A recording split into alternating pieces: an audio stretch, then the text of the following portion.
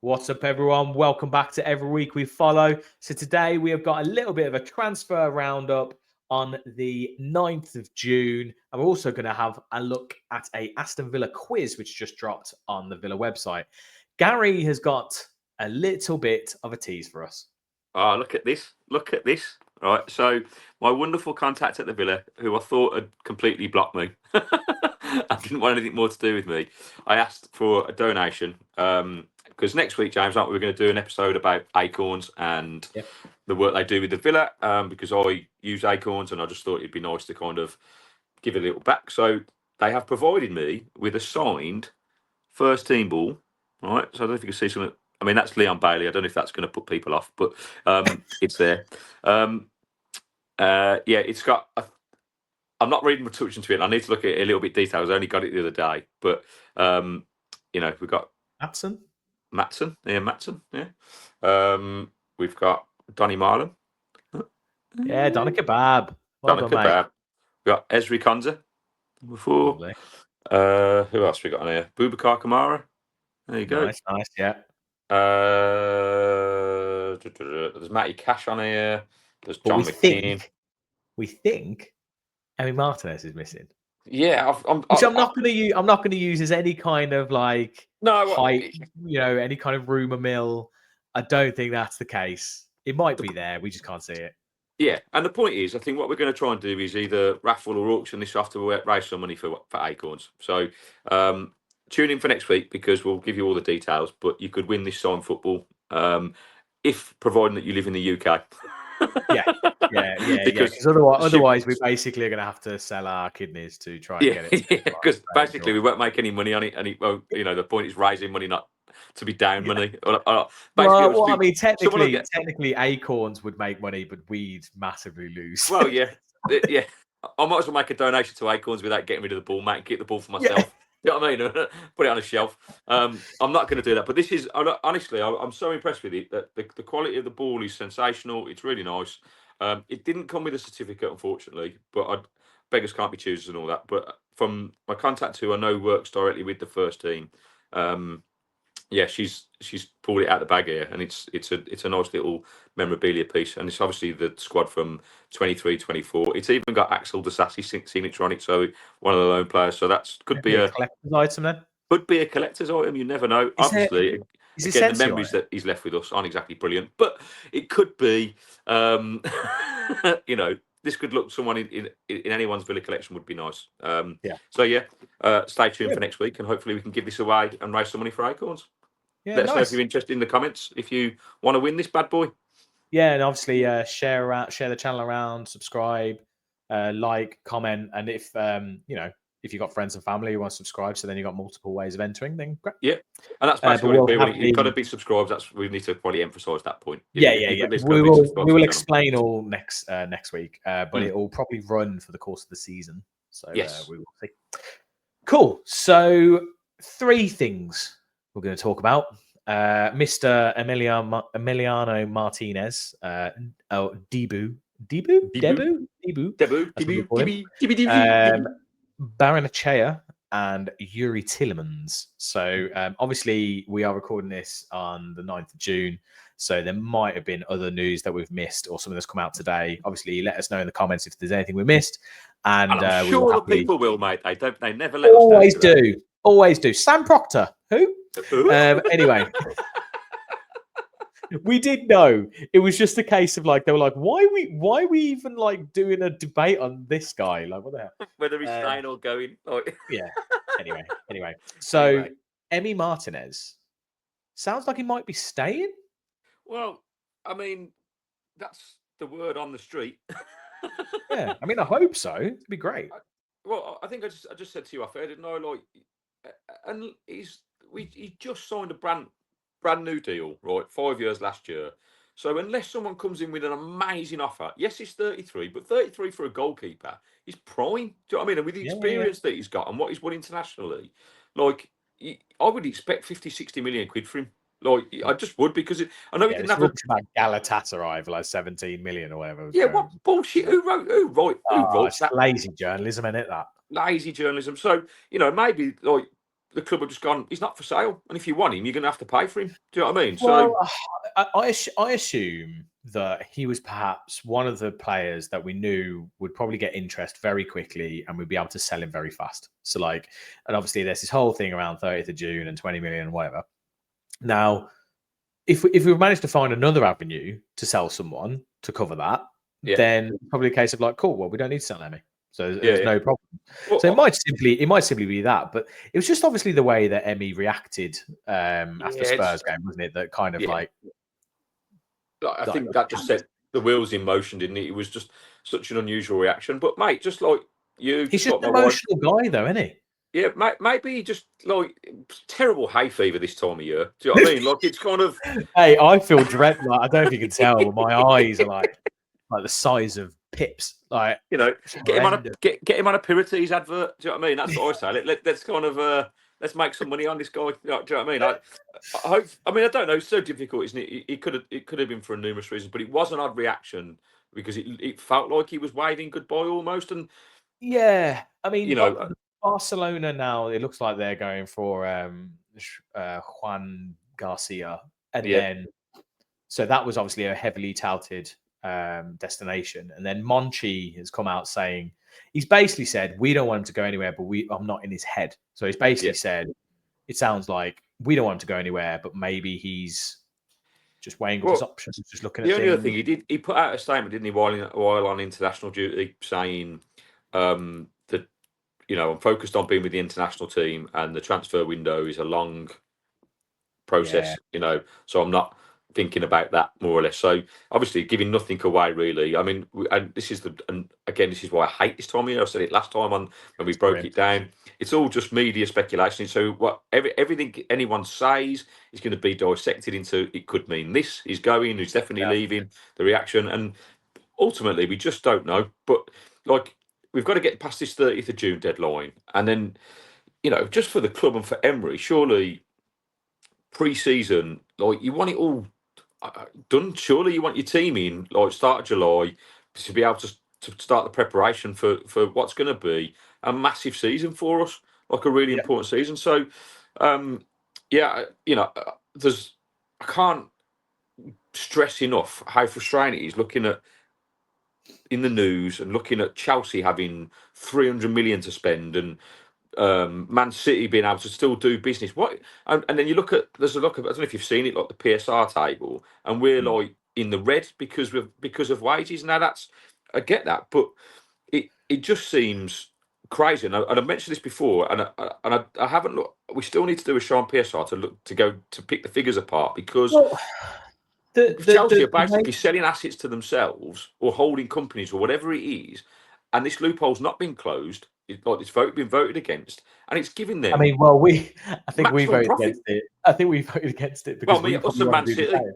Yeah, we want to do the same, right? And the thing is we know how to set up, and even with the squad ratio rules, it's just not fair because you think about a team like Palace, right, who are going to now be in Europa League. Well, actually, that's a point I will also get onto in a sec. Actually, question mark, which is just an absolute joke, by the way. But you think about Tino Palace that are in Europe, and then they want to attract players who want to play in the Europa League, but they're going to have to pay the wages because the bigger teams have to pay these wages. But then their commercial revenues are nowhere near the size of these other teams, so it's just impossible. It's actually it's basic. Like everyone says, oh, you got to try and keep getting into Europe. Even if you keep getting into Europe, you're not going to get to the point where you can sustainably pay players 150, 200k a week to try and keep up with this because your revenues just aren't going to be there. They're not in the hundreds of millions. So how are Chelsea doing it? Because no shirt sponsor, right? No, kind of. So they've got small stadium. They do the biggest huge. So they do huge amortization. So they do massive contracts for their players. What is it, like 8 to 10 year contracts, which means the price is spread.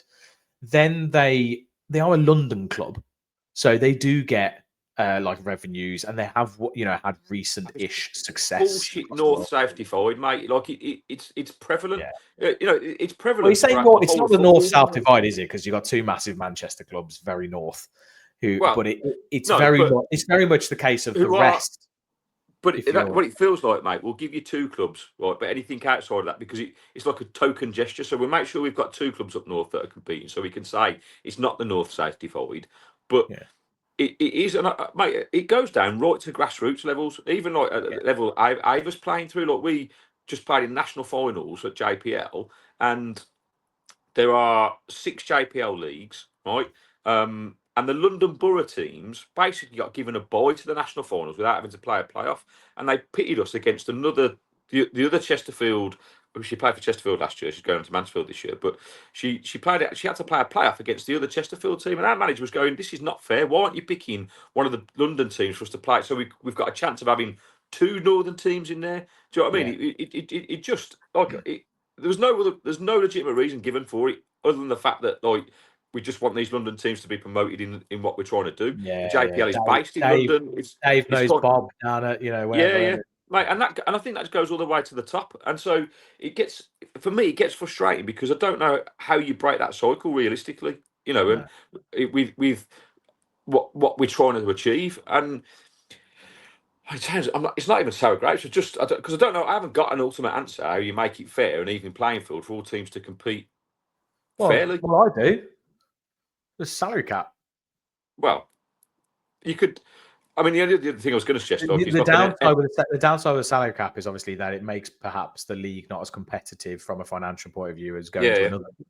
But like, it's the only real way. And if that salary caps, I mean, it wouldn't make a difference if I'm honest. If they just went, yeah, cool, we're going to say that salary cap is $500,000 a week. It's like, well, not $500,000 a week. And it's just like, well, no one's going to be able to hit that, or most of the teams. But anyway, that's a story for another day. But in terms of Emmy staying, it sounds like he potentially could be. Now, what we don't want, like you said, is for this to roll on for the rest of the summer, and then we're essentially 2-3 weeks before the season starts, and then we lose our main goalkeeper. That would just be horrendous. So if it is going to happen, I hope it happens within the next, 5-6 weeks max. Well, the thing is, I suppose for us it'll be a shell shock, but I'm assuming that the club will already know whether he's staying or going. Yeah. They'll already have an idea at least. So there'll be contingency plans in place. The annoying thing as fans is that we don't know to the last minute, and it'll be like, okay, how's that going to affect pre-season? And even if, as a club, if Emery's got targets and he's pursuing them, and he doesn't get them, or he does get them, like it all adds to that pre-season kind of planning, doesn't it? And you don't know what you're working with. Well, he likes any new sign. He likes to get his signings done early because he wants them in pre-season. He wants them the whole of pre-season. Mate, and we've said through all that season, he takes time to bed these players in. So, like, if you're going to want them ready for the start of the season, I'm hoping that it does get done early, so at least we kind of know and we can kind of just crack on. Yeah, I think it's is it 16th of July, Warsaw, 16th, 17th of July, something like that. Yeah. So the players will be back start of July, won't they? Like it'll be the first week in July. They're back. Yeah, exactly. Right, and then on to Baranachea. Obviously, we spoke about him a little bit over the course of our squad review. If you didn't see that, I'll pop a little card up here, wherever near Gaz's head, I think. Yeah, please check it out. That was good fun. Yeah, I'll pop a little card up there for you. But basically, it sounds like Emery said he's not in our plans. He wants someone pacier in the middle of the park. It's interesting. I haven't seen him play for Valencia, but the reports from what I've read is that he's had a really good season and they've been impressed with him. And I don't know. We talked about it on the last show, saying that maybe there's a potential for him to come and be at least a squad player and kind of get some minutes next year. Well, we wondered whether maybe Anana or if Kamara didn't go, we'd have a backup. But it sounds like no. So does that suggest that the others are staying around? Kamara's going to sign a new deal, maybe. Anana ain't going anywhere. We hope so, right? It doesn't necessarily mean it's completely related because it's not like you would have gone, right, Kamara's gone, right, we'll use Baranachea. I know. Again, it just the question mark over it is, mate. Why buy him in the first place if you're just going to loan him out and get rid of him? Well, it was PSR, unless it was just a PSR thing. Yeah, it was all a big PSR move with Illing Jr., him, and Dougie. The way that happened, but it's just a shame actually because we heard good things. We had people commenting on the previous videos, just saying like he's such a good player. He'll come in back into the squad. He'll be used in the squad this season. I was quite looking forward to seeing some young new blood coming through the team. Yeah. But he's basically 100%. said, he's not in his plans, and it sounds like he's perhaps going back to Valencia. I'm guessing maybe on a perm. Not. Well, I don't know what his deal was. Was it a loan for a permanent deal, or is it another? I don't know. I think it was just a straightforward loan before, but now I'm guessing he's up for sale. Because if he's saying he's not in his plans, there's no point loaning him unless he's going to have a better season. But it sounds like he had a good season, so there will be suitors for him. So yeah, it's a bit of a weird one, bit of a shame, and we're kind of like we said, we're hearing players leaving and stuff, and I don't know how the structure of the deal with Dougie was and stuff. Was he free? So is he technically fully profit? I don't know. Yeah, I don't know. I assume it will be just as it is, and if that's the case of we saw him and we're going to sell him on to Valencia, it will be for PSR reasons. That'll be yeah. And he's not quick enough. There's just players are just even more than ever. They're now just like they're just assets. They're just numbers on a balance sheet. Around. I think Louis van Gaal, mate, has come out and said that. I mean, he's talking about Man United, but commercially that football clubs are slowly becoming commercial clubs rather than a football club. Do you know what I mean? Yeah. It's all about it's profit over people, isn't it? So that they are. It's how you can leverage those assets to the best, and the best people that do that the best end up with the best players and end up dominating the league. So bit sad, really. But, hey, snap! Right, Yuri Tielemans. So now I never know when you look at these or hear about these international interviews. Yeah, this is an interesting one, mate. So some of the stuff is it's a case of sometimes things are lost in translation. I haven't actually seen the interview or heard the interview, so I don't know if it was translated or not. But the words from Yuri Tielemans weren't great. Well, no. As in, he said, not reassuring. Yeah. So if I just read here what he said. So this was as they were with the national team preparing for qualifiers against Wales, and then he basically said, "We're used to playing a lot of matches, recovering between games, so I didn't feel tired. It must be said that I spent 60 minutes on the bench, but now I'm ready to play and represent the country this Monday." Yeah. He then said, in terms of his season with Villa and of progress in his career, he said, "Of course, I was able to score 5 goals and provide 10 assists this season, but I was also influential in my team's play. I've been consistent, and I think I've improved throughout the season." But then he said, "There's nothing definitive or ruled out about whether I'll stay or leave, but I feel good at Aston Villa. I feel a lot of confidence from the club and the manager." It's just a weird thing to say, and I don't know what the question was before it, but just to say there's nothing definitive or ruled out about whether I'll stay or leave. Yeah, what a weird thing to say. Yeah. You usually don't say anything. You usually just say, I'm happy at Villa. I've got a lot of confidence from the club and manager. You don't say anything else. That's kind of more ambiguous. Whereas there's nothing definitive or ruled out about whether a stay is sounds like he's either waiting for a new deal or he's waiting to see what options are on his table. Or like I said, the translation's just not quite right. And actually it just means he's like, "Oh, there's nothing happening. I'm happy." But it's just, I don't like it. Especially when we heard before about Tielemans possibly leaving, going to Saudi, which I just can't see happening. No, I can't see that happening. But I mean, this non-qualification for the Champions League, mate, I think just leaves a question mark over everyone, doesn't it? I mean, this is the problem. This is the problem. They've had a taste of it, and now they want it. And if offers do come in, so you go, okay, I'm happy at Villa, but if any prospective buyers out there in the Champions League want to come and give me an offer. Yeah, well, that alerts. Well, that quote potentially alerts teams, right? Yeah. They're going, "Oh, okay. Well, what? Let's find out about Yuri Tielemans." I mean, the thing is, it's down to it's down to Emery now to kind of, I guess, reassure all of us. But again, we don't hear anything. And Tielemans, has been arguably our best player this year. And so, again, I don't know what contract he's currently on. Maybe he's just gunning for a new one. Maybe I'm just trying to find out. He looks happy. He's been, you can. I think one thing I will say about Tielemans, if I'm just going on his body language towards the end of the season, mate, he looks like he loves it at the Villa. He does. Yeah. So unless a big deal comes in for him, I don't see him leaving. I don't. But no, it's 2020. Well, 2027, by the way. So he's got another 2027, so two another years. couple of years. But so hopefully that's just been lost in translation, and that is literally kind of hopefully lazy media again, because again you don't want to be selling your best players. Now it's all about consistency, because you could have been saying this about Bailey last year. Great season, like he needs to push on, Right. Yeah. and just has failed miserably. Now we were talking about on the review show that we were Bailey was potentially on his way to Saudi that could be done this week, and there's been nothing. Like there's been no. I've been even now. It's like a week on.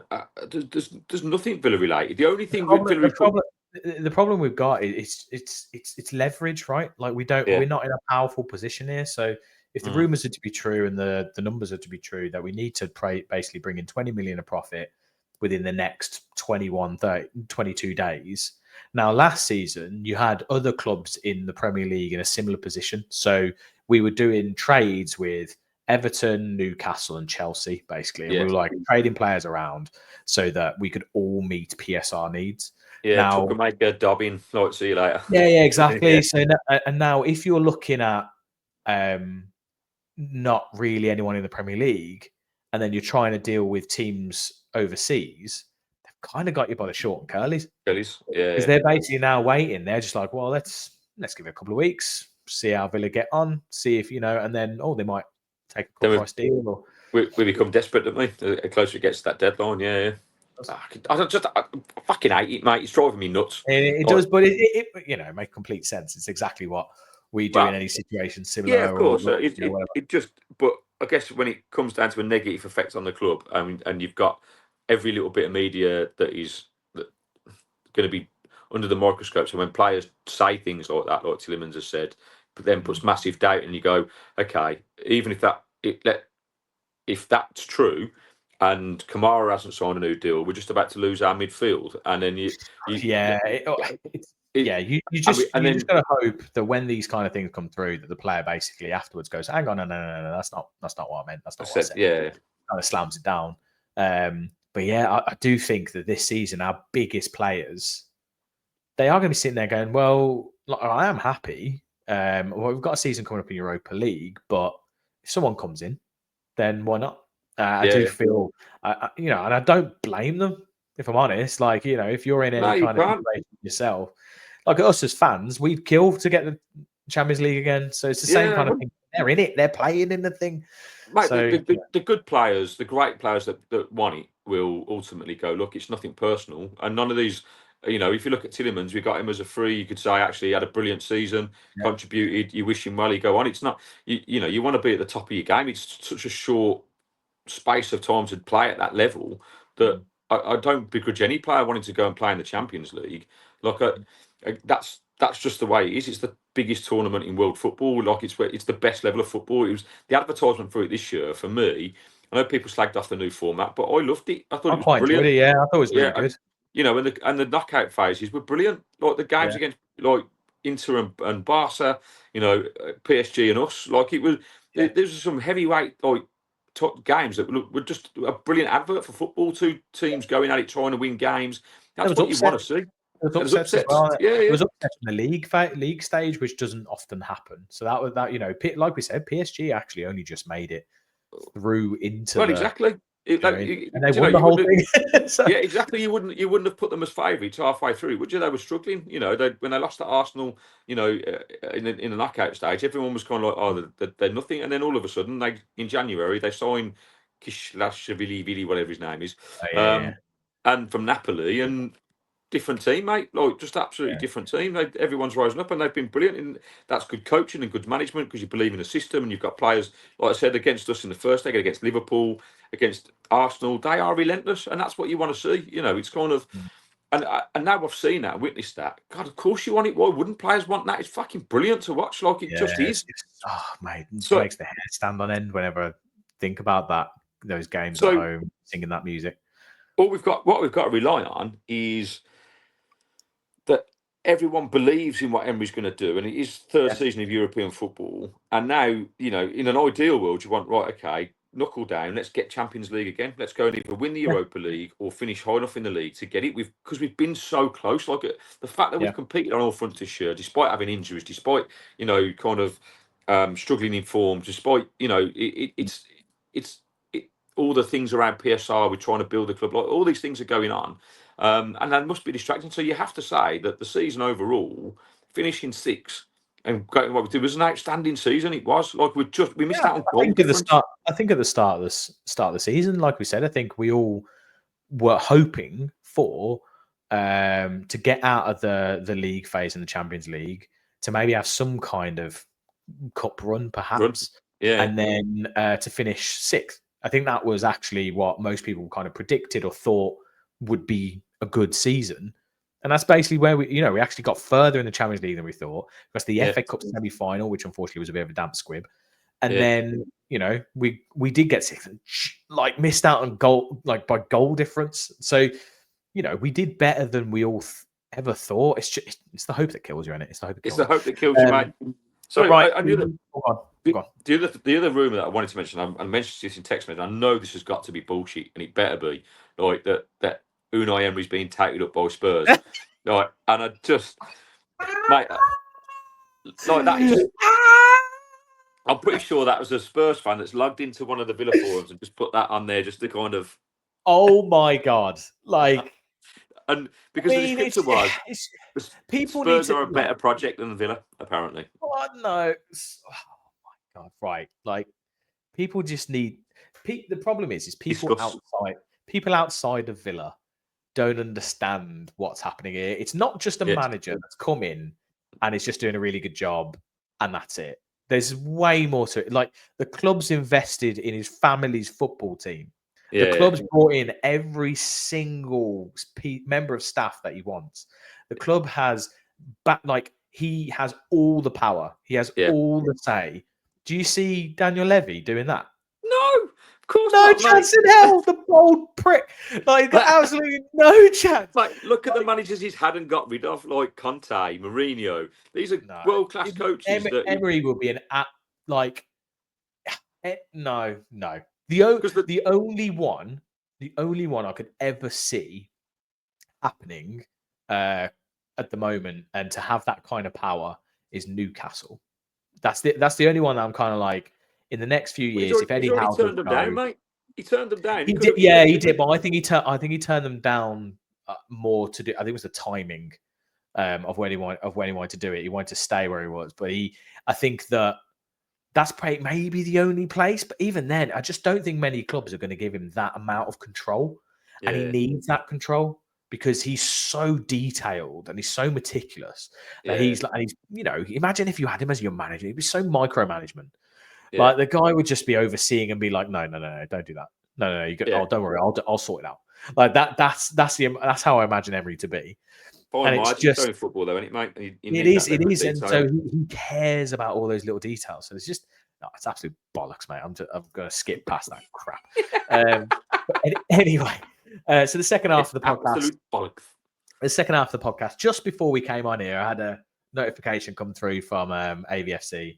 That they have their end of season quiz. So I thought, guys, what would be better than us giving it a go and seeing where we get to? Now, as everyone who watches this channel is probably aware, we are not the most knowledgeable of fans. We're not the most knowledgeable of podcasts. We tend to get quite a lot of things wrong. So let's see. Or do we, James? Or do we do it on purpose for clicks and likes? It's clickbait, mate. No. We are just complete numpties. No, we're just stupid, mate. Right. Let's have a look here then, mate. Oh, this is very. Oh, God. How big's that picture? What? Oh, this is terrible. What was the date of our first game of the season, Gary? Oh, God. 16th, 17th, or 18th of August? 17th. You go for 17th? I'm going for 17th. Oh, is green? Does that mean it's right? Yeah. Correct. Yeah. West Ham. Well done, guys. Right. Next question. Kosta Nedeljkovic became the 1,000th player to represent Aston Villa in that game at the London Stadium. How many players have made their debut since? Oh, my God. Matt, Oh, 7? Go on. David. No, 11. Wow. Oh, come on, hang on. You can't. So Joe Gauci, Caden Young, Aidan Ball, and Ben Broderick. Basically, it was in the cup against Wickham. By the looks of it. Oh, that's a crap question. Yeah. Also, obviously, Donny Marlon, Garcia, Rashford, Asensio. Just to be fair, actually, if we thought about that, just the fact that them lot, then it would have been 11. Yeah, Right, we're trying to next run.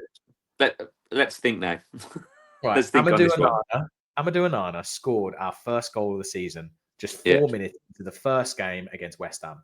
But how many did he net in total throughout his In all debut season? competitions. It's 3, Okay, wasn't think it? about. So, No. All comps. no. All comps.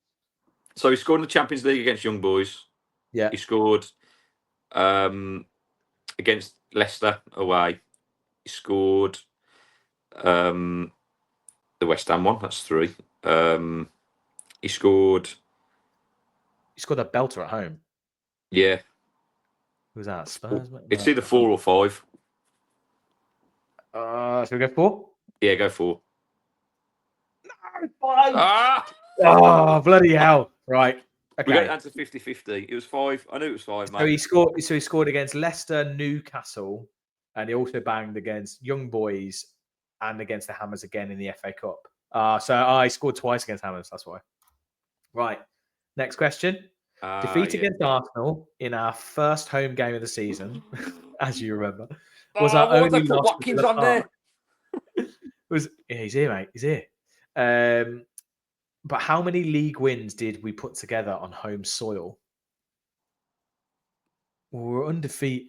Other than that, we're undefeated. So 17 games. Was it 11 wins from 17? League wins. League wins. Yeah, go with 11. Yeah. Yes. Yeah. Yeah, good I one. think that was also like a little secret thing with Watkins 1-1. I think they were doing a subliminal thing there. I think. Yeah, quite possibly. It was 11 wins, 7 draws, and just the 1 defeat. Right. Oh, look at that. Look at that, mate. What a view that is. I know. What a day. Is that us? Are we in there? Oh, yeah, let's have a look. I mean, I hope not, because we'll probably look like absolute muppets, but no. We opened up our Champions League campaign with back-to-back wins after a historic, unforgettable victory over Bayern Munich at Villa Park. But in what minute did our winning goal arrive? Now, it was 76 or 79. Oh, you don't think it was 82? Oh, 82. Is that a 2-bit? Is that a bit? Someone would have picked up on that, right? Yeah, that'd have been all over the media, mate. If it had been 82, the 82 thing. Yeah. So 79. I want to say it was just before 80. It's 76 or 79. Fuck. 79? Go 79. Yeah, boy. Fucking yes, right. Get him. Right. Yeah, 11 minutes left. Yeah, that was insane. Oh, John, Big John. Mate, it's one of the greatest moments of my life at Villa. I just thought it was amazing. This one or John Duran? Oh no, John Duran. Oh mate, I think this is limbs. This is probably my biggest moment when John McGinn scored that goal against PSG. Captain John McGinn put Villa ahead against Bologna in the Champions League as a 2-0 win took them from the top of the table with a perfect record. With 3 goals in the Champions League, only one villain scored more goals than him in the competition. Who was it? Gotta be Morgan Rogers, right? A hat-trick against Celtic, didn't he? Yeah. Yeah. Asensio scored 4 goals in the Champions League, didn't he? Did he? I thought he scored 4. Okay, so how many's Rogers scored? So he scored the hat-trick against Celtic. Did he score again? Don't know. Did he score another one? Oh, that's a good point. I can't off the top of my head. I can't think it. Okay, think of Asensio's goals in the Champions League. Who did he score against? Oh bloody hell! Did he score 2 against? He scored against Bruges away, penalty. Yeah. He scored. Fucking hell! I'm sure he scored 3 or 4. Did he score against? Who scored against Celtic? The other goal. Rogers, and who was the other one? It might have been him. Oh, this is a tough one. So it's either Asensio or Rodgers, mate. Dip, dog Here we go, shit. Rogers. Your initial guess was Rogers. So Yeah, go on. yeah, Morgan Rogers. Well done. Yes.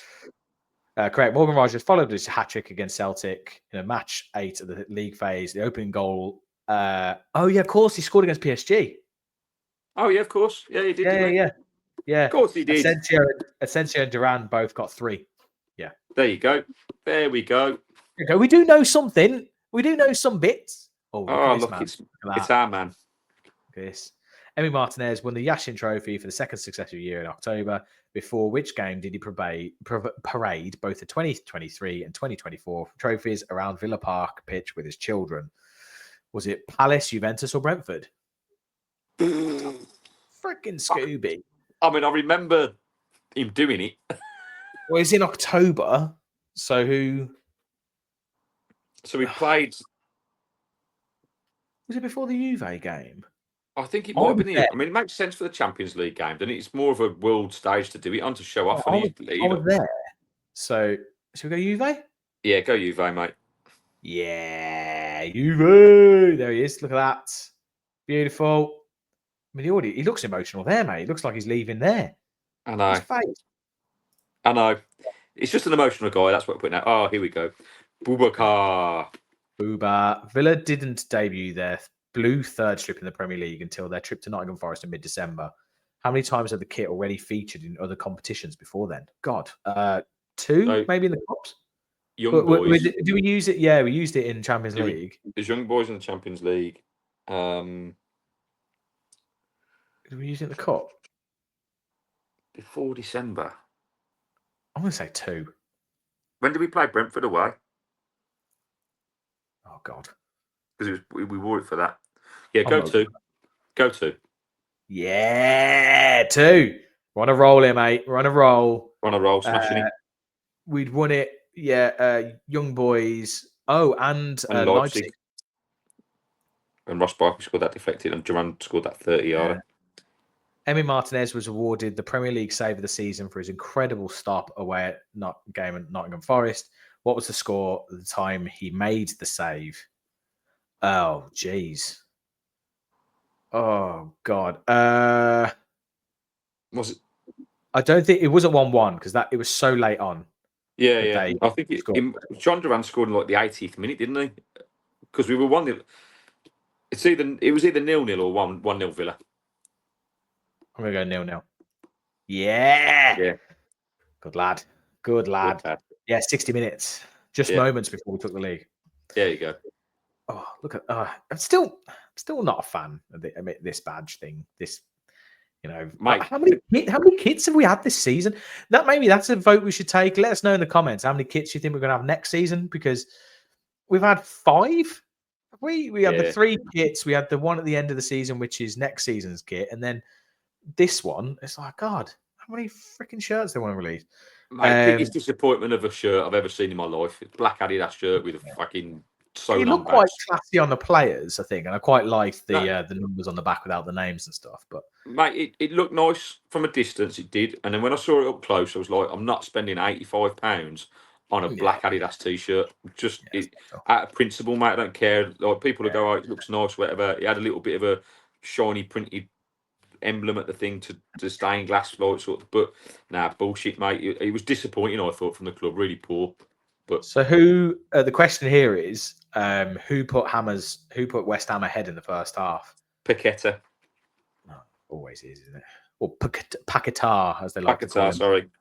Yeah, Paquetá. Yeah, 9 minutes. I remember that one. Oh, here he is. Look, even there, he looks sad. He looks like he knows he's not going to play. It's just signing this contract that says I will not play in the Champions League. Yeah, basically. Daniel Marlin became our first sign of the winter January transfer window. How many Dutch players did that make it in the first team squad? Matson. Donny. Is Bogard Dutch? Bogard's Dutch as well, isn't he? 3. Yeah, mate. Knowledge there. Knowledge. Yeah, see, mate, I'm not completely stupid. Yeah, knowledge. That bold head. At which stadium did Marcus Rashford score his first Aston Villa goal? It was Deepdale. Deepdale, yeah. He scored in the FA Cup. Oh, there we go. Yeah, no, man, that took forever for that to come. Flying through these ones now. Villa's biggest Premier League win of the season came. Well, it's because it's getting nearer towards the end of the season because it's chronological. So now we can actually remember. It's showing our age, mate. The long-term memory's a bit shit. Villa's biggest Premier League win of the season came in April when they beat Newcastle 4-1. On how many other occasions did they net 4 goals in a game throughout the campaign?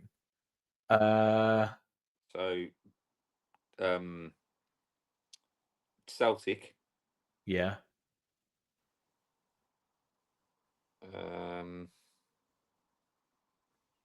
Is that it? It's one, isn't it? Yeah, I think it's only one. I can't remember scoring. Yeah. We struggled for goals. Yeah, it's just the one. 4-2.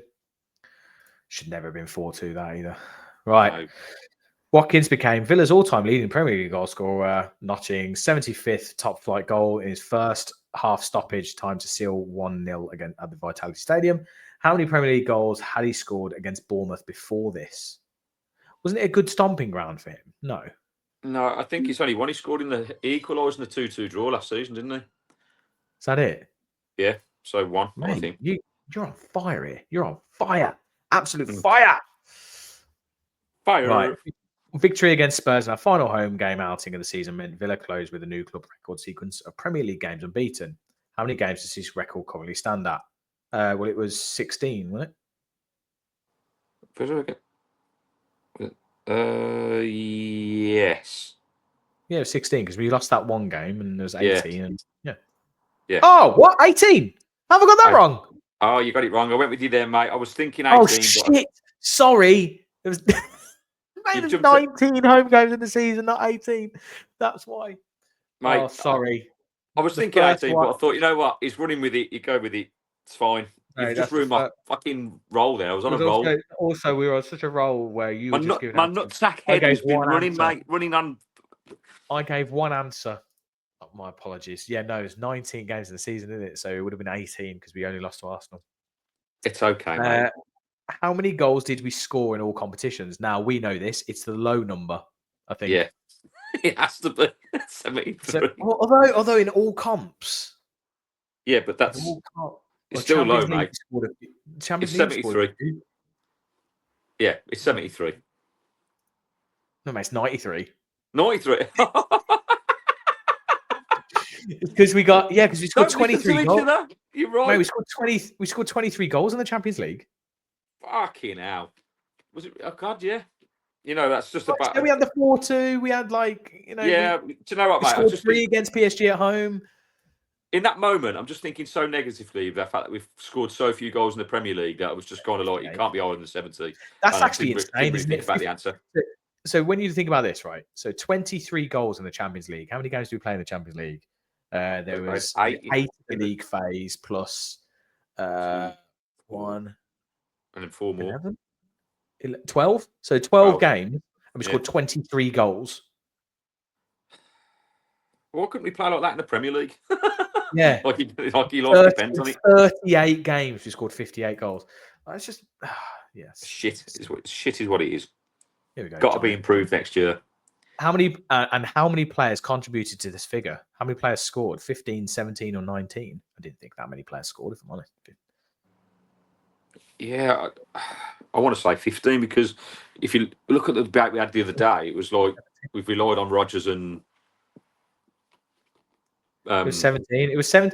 I'll tell you what, that's mad actually. 17 different goal scorers in all competitions, 12 different goal scorers in as many games in the Champions League. Fucking hell. So 12 different scorers in the Champions League. I think I hung up on the Premier League here, mate. I need to pay more attention to Well, we did have a fantastic season in the Champions League. How many clean sheets did we keep in all competitions? Now, we did pick up a few clean sheets, Champions League, and we also picked up a run of clean sheets in the Premier League. 14? It's 12 or 14, yeah. Go 14. Oh, for 16? 6 fuck. It's 12 or 14. 16. Fuck's sake, right. Oh God. Oh, mate, we were on a roll for so long. Like the thing is, again, because it doesn't feel like we've kept many clean sheets, that seemed too high. Well, this was the difference maker, wasn't it? This was what kick-started our run at the end. 6 clean sheets from our last 10. Yeah. And there's us talking about our short-term memory being good. Oh no, I know. Right, how many teams did we beat both home and away in the Premier League? Oh, fuck. Okay. He's a weird. I'll tell you what, right? I love Unai Emery, but imagine that face waking you up in bed, like scary as fuck. Jesus Christ. It's quite Good scary. It's evening. creepy bloke. Creepy bloke. Yeah, he does look like a Bond villain, doesn't he? Like he looks like Mr. D. You know the butler in Mr. D. It's like snicky, snicky. the guy from Transformers. Yeah. How many Okay. teams do we Home and away. beat both home and away? How many teams do we do the double? God, now you're asking me to think. Everton was one. Brentford? Yeah. Oh no. Yeah, did we beat Brentford at home? Yeah, we did. Yeah, Yeah, Brentford. yeah. That's 2. Spurs? No, we lost 4-1 at Oh, we did, didn't Spurs. we? Yeah, of course we did. No, I don't think it's many. I'm going to go 4. Yeah, go 4. 5, fuck's sake. Fuck me. Leicester, Everton, Brentford, Southampton, Leicester.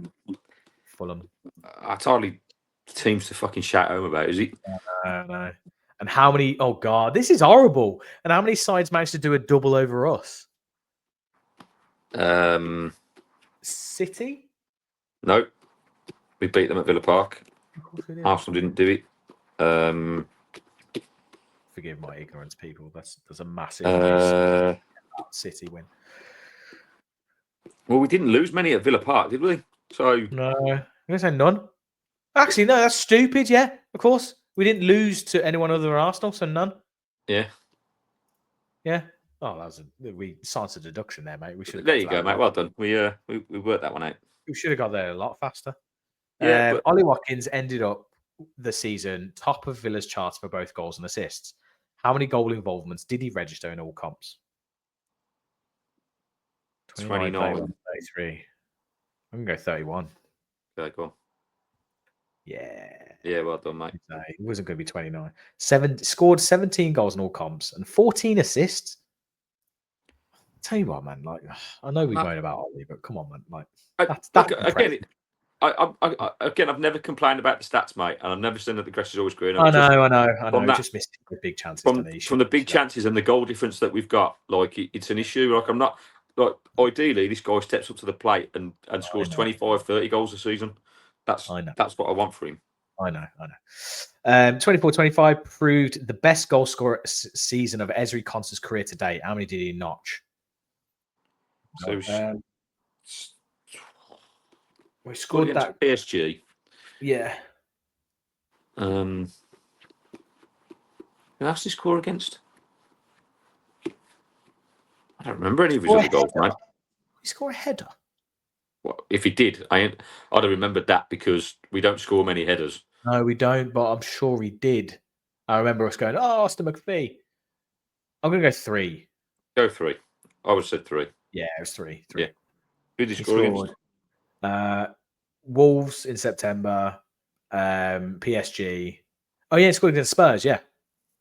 Last game of the season. I don't remember that goal. What was it? I'm sure it was a header.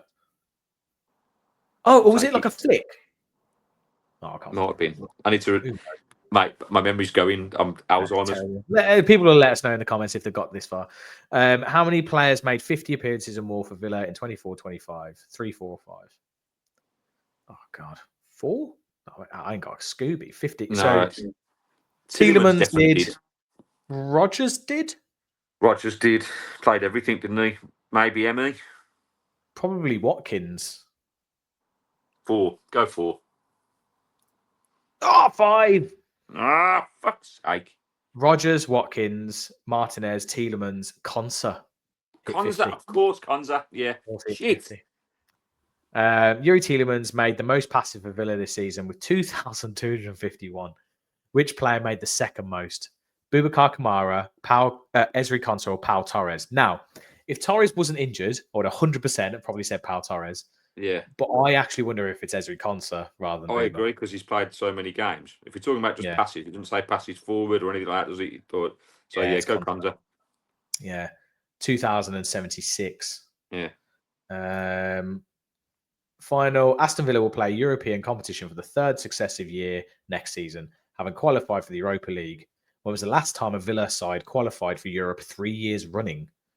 1999, 2003, 2010. Was this under Martin O'Neill that we did it? Did we manage to? Because we had the 2 years where we missed out on Champions League, and I'm sure we had. Well, yeah, but 2010 was the moment he left, wasn't it? So it would have been 2008, 2009. So yeah, that would have been, because we finished 3 years in a row, didn't we? Yeah. So 2010? Yeah. Yeah. There we go. There we go. Look at that. Gabby in there. Gabby. Look at that. What a photo that is. Great. Villa made the UEFA Cup round 32. Oh, that's just sad. What's that final score? Drum roll. 17-25. Fucking hell, we're shit. You know, I've heard worse. Also, how crappily designed is this? Like, come on. Like, when you have like some kind of like big, number with a thing and all this, it's like, share it with your friends and all this shit. No, none of that. But we all know, mate, that Villa are exceptional when it comes to the website and how well it works. No, it's terrible. They need to have invest really in good people making motion graphics and all this stuff, but their website's terrible. Anyway, that's about it. Thanks everyone for joining. Like Gary said, we will be doing another episode. We will be doing an episode on Thursday. Yeah. Not sure what on yet. We'll work out and see how things go, or we might have a day off. Who knows? Yeah. But next Monday we will be talking about Acorns, some of those very close to Gary's heart and to his family.